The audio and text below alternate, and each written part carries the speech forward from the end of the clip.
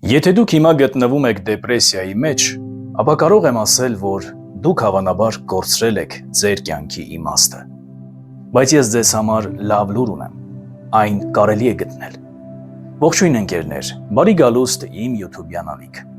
Եթե դուք ամեն օր պայքարում եք, որպեսզի գտնեք պատճառ շարունակելու առաջ գնալ,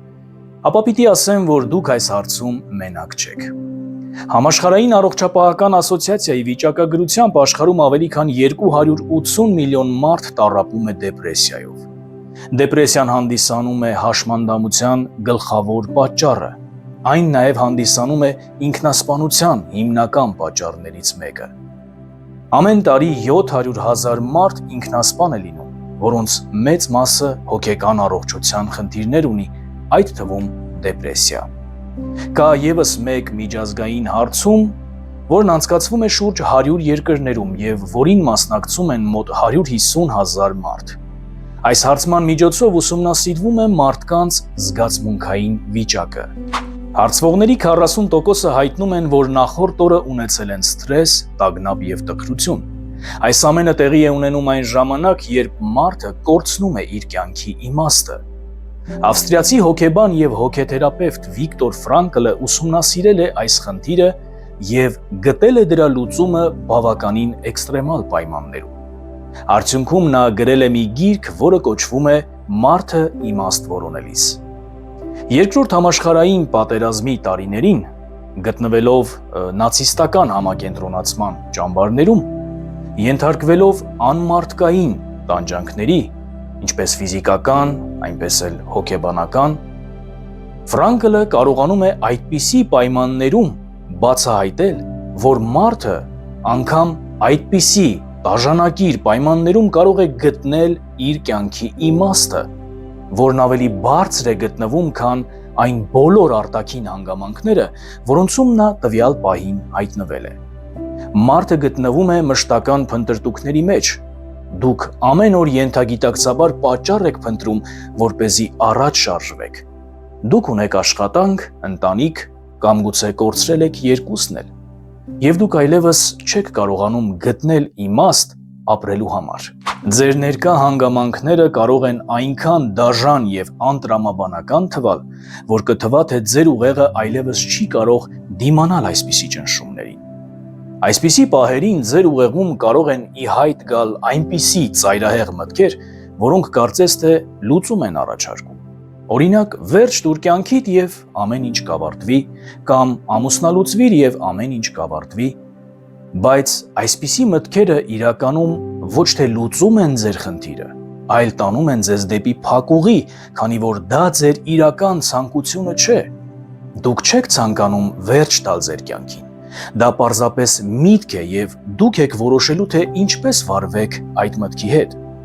Ամենակարևոր դասերից մեկը, որ Վիկտոր Ֆրանկլը սովորեց նացիստական համակենտրոնացման ճամբարներում, կայանում էր նրանում, որ ապրելու, կենդանի մնալու ամենաշատ շանսերը ունեին նրանք, ովքեր կենտրոնացած էին ապագայի այն գործի վրա, որը նրանց սպասում էր, ովքեր կենտրոնացած էին այն իմաստի վրա, որը նրանք ցանկանում էին իրագործել։ Այս դասը ցույց տվեց Ֆրանկլին, որ նույնիսկ այնպիսի դաժան պայմաններում, ինչպիսիք որ կային հիտլերյան նացիստական ճամբարներում, մարդը իր ֆիզիկական տանջանքների մեջ անգամ կարող է ազատություն գտնել, երբ կենտրոնանում է ոչ թե այն ամենի վրա, ինչը տեղի է ունենում այդ պահին, այլ այն ապագայի վրա, որը սպասվում է նրան։ Ֆրանկլն ասում էր, որ այդ ճամբարներում առաջինը հանձնվում էին նրանք, ովքեր վստահ էին, որ այդ ամենը շատ շուտով կավարտվի։ Երկրորդը հանձնվում էին նրանք, ովքեր կարծում էին, որ այդ ամենը երբեք չի ավարտվի։ Եվ հիմնականում չկոտրվեցին և ֆիզիկապես կենդանի մնացին նրանք, ովքեր կենտրոնացած էին պարզապես իրենց առօրյայի վրա և ապագայում այն գործի վրա, որը նրանք պատրաստվում էին իրագործել։ Դա կարող էր լինել կիսատ մնացած գիրքը, որը նրանք պիտի գրեին, ուսումը, որը նրանք ցանկանում էին շարունակել, ընտանիքի անդամները, որոնց նրանք ցանկանում էին տեսնել։ Մարդիկ, ովքեր պարզապես ելք են փնտրում իրենց ցավից կամ դժվարությունից ազատվելու, նրանք հաճախ հիասթափվում են, քանի որ նրանք ոչ միշտ են այդ ելքը տեսնում արտաքին հանգամանքների մեջ։ Մարդը կարիք ունի ավելի շատ ներքին, այլ ոչ թե արտաքին ազատության։ Եվ այդ ներքին ազատությունը մարդը ձեռք է բերում, երբ գտնում է իմաստ։ Մարդու համար դժվար է իմաստ գտնել իր կյանքում, երբ նա կենտրոնացած է միայն իր անձի վրա։ Մենք հաճախ մտածում ենք, որ այս կամ այն խնդիրը լուծվելուց հետո մենք կարող ենք մեզ ի վերջո երջանիկ զգալ։ Կամ եթե մեր ցանկությունները իրականանան, ապա մենք կյանքում ավելի երջանիկ կլինենք։ Բայց այս ամենը միայն ժամանակավոր երջանկության զգացողություն է մեզ տալիս։ Սակայն կարճ ժամանակ անց մենք վերադառնում ենք մեր նախկին զգացմունքներին և դարձյալ զգում ենք մեզ դժբախտ։ Էգոցենտրիկ մոտեցումը կյանքի նկատմամբ դառնում է մարդկային դժբախտության հիմնական պատճառը։ 21-րդ դարում ավելի քան երբևէ հասարակությունն ապրում է հետևյալ համոզմունքով. եթե քո բոլոր ցանկությունները բավարարված են, եթե դու հասել ես քո բոլոր երազանքներին, ապա դու երջանիկ մարդ ես։ Առաջ են քաշվում նման տեսություններ, որոնք կենտրոնացնում են մարդուն բացառապես սեփական ցանկությունների իրականացման վրա։ Տարբեր փորձագետների կողմից առաջարկվում են մեխանիզմներ, թե ինչպես իրականացնել ցանկությունները, անցկացվում են սեմինարներ, նկարահանվում են ֆիլմեր, գրում են գրքեր այդ թեմաներով։ Սակայն ի վերջո այս ամենը տանում են մարդուն ոչ թե դեպի երջանկություն, այլ դեպի փակուղի։ Մարդը սկսում է պարզապես փնտրել իր ցանկությունների բավարարումը։ Նա չի հետապնդում կամ փնտրում իր կյանքում որևէ իմաստ, այլ պարզապես ուզում է տվյալ պահին զգալ երջանկության հորմոնի դոֆամինի առկայությունը իր ներսում։ Ամեն բան կարծես ավելի դժվարանում է, երբ մարդը հայտնվում է դժվարության մեջ, արտաքին ծանր հանգամանքներում։ Այստեղ մարդն ակամայից ավելի եսակենտրոն է դառնում։ Նա մտածում է հնարավորինս արագ այդ ծանր տհաճ հանգամանքները փոխելու մասին։ Նա ուզում է պարզապես դուրս գալ այդ իրավիճակից,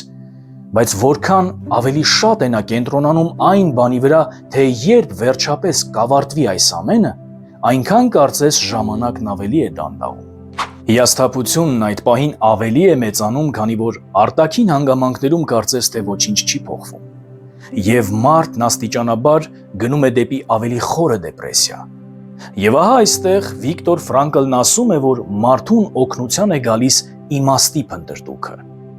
Ներքին ազատությունը գալիս է այն ժամանակ, երբ դուք կենտրոնանում եք նրա վրա, ինչը ձեզ համար կարևոր է ապագայում,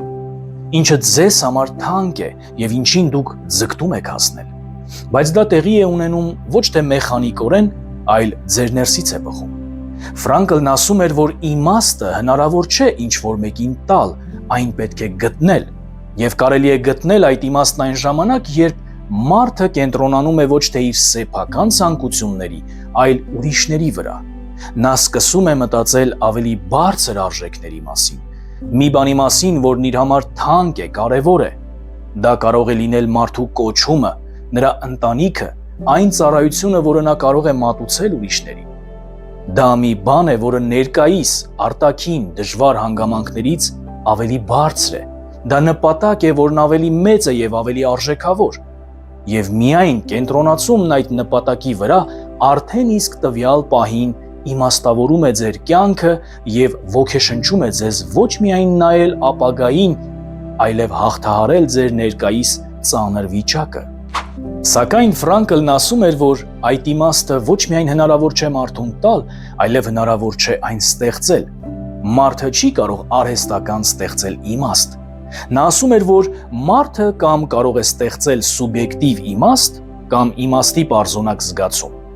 կամ էլ պարզապես անիմաստություն։ Ֆրանկլը գտնում էր, որ կյանքի իմաստը ոչ միայն պետք է, այլև հնարավոր է գտնել։ Եվ դեպի այդ իմաստի փնտրտուքները մարդուն ուղղորդում է նրա խիղճը։ Մեկ խոսքով ասած, խիղճը դա իմաստի օրգանն է։ Սակայն կյանքի իմաստը չի կարող գտնվել նաև սեփական հաճույքի կամ սոցիալական կարգավիճակի որոնումների արդյունքում։ Աստվածաշնչի մի հրաշալի խոսք, որը ընդունված է համարել ոսկե կանոնը, այսպես է հնչում. այն ամենը, ինչը կամենում եք, որ մարդիկ անեն ձեզ համար, դուք նույնը արեք նրա համար։ Այս մեկ խոսքը տալիս է կյանքի իմաստը գտնելու բանալին։ Երբ դուք ինչ-որ բան ցանկանում եք, ապա այդ ցանկության իրականացումը կարող է ժամանակավոր հաճույք պատճառել ձեզ։ Բայց երբ դուք այդ ցանկությունը վերածում եք նպատակի, ուրիշների կյանքում ներդրում անելու և ծառայություն մատուցելու համար, ապա դուք ոչ թե ստանում եք ժամանակավոր հաճույք, այլ դա իմաստավորում է ձեր ողջ կյանքը, և դուք ունենում եք ոչ թե երջանկության ժամանակավոր զգացողություն, այլ այդ նույն երջանկությունը դառնում է ձեր մշտական ուղեկիցը։ Եվ ցանկացած հանգամանքում դուք կարող եք ոչ միայն երջանիկ լինել, այլև կիսվել այդ երջանկությամբ ուրիշների հետ։ Չնայած մարդկության ողջ դաժանությանը և մեկս մյուսի հանդեպ ատելությանն ու անհանդուրժողականությանը, Աստված ստեղծել է մեզ ոչ թե մեկս մյուսի դեմ, այլ մեկիս մյուսի համար։ Ուստի ատելության և չարության մթնոլորտում հնարավոր չէ գտնել իմաստ։ Երբ դուք թույլ եք տալիս, որ արտաքին հանգամանքները ներթափանցեն ձեր ներսը, ձեր սիրտը սկսում է խստանալ, չարանալ, և դուք կորցնում եք ի սկզբանե Աստծո կողմից ձեր կյանքի համար նախատեսված իմաստը։ Կյանքը, որն ապրում է մարդը միայն իր համար, դա իմաստազուրկ կյանքն է, հիմնված միայն անձնական հաճույքի, դոֆամինի հերթական չափաբաժնի վրա, որն էլ ի վերջո հանգեցնում է դեպրեսիայի։ Մինչդեռ կյանքը, որն ապրում է մարդը իր աստվածային կոչումն իրականացնելու և մարդկությանը ծառայություն մատուցելու միտումով, դա իմաստավորված և երջանիկ կյանքն է, որից Աստված բաժին է նախատեսել յուրաքանչյուրիս համար։ Շնորհակալություն, որ դիտեցիք այս հոլովակը։ Կիսվեք դրանով ձեր ընկերների հետ, հավանեք այս հոլովակը, քանի որ դա նպաստում է, որ այն ավելի տարածվի և հասանելի լինի ավելի շատ մարդկանց։ Հիշեք գրել մեկնաբանություններում ձեր կարծիքը։ Պատրաստ եմ հետևել նաև ձեր քննարկումներին այնտեղ։ Եթե դեռ չեք հասցրել բաժանորդագրվել ալիքին, ապա կարող եք հենց հիմա բաժանորդագրվել և չմոռանաք սեղմել զանգակի կոճակը, որպեսզի առաջինը տեղեկանաք նոր հոլովակների մասին։ Առայժմ